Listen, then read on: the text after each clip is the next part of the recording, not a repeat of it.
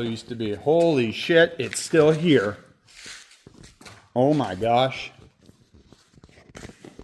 This, if I remember correctly, I could be wrong.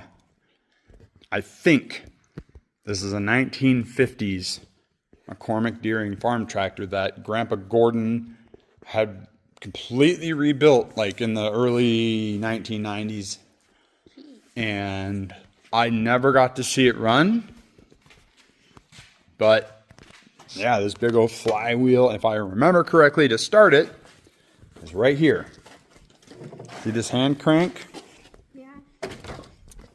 Well, usually it doesn't have that, but you push in until you get it locked in. I wonder if it's still got compression here.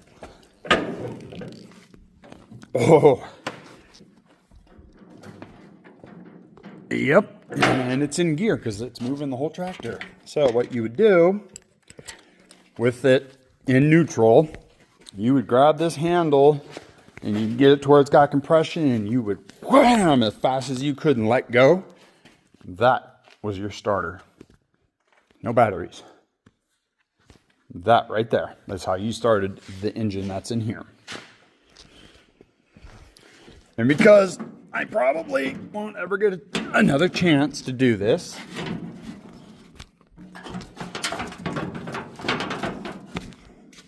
well, I was kind of hoping that this would, there, like that, and like that. Get this out of the way. I just wanted to see the engine.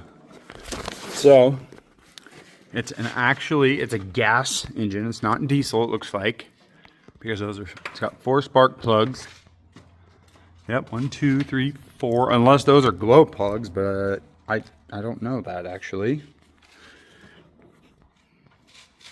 It is a really, really cool.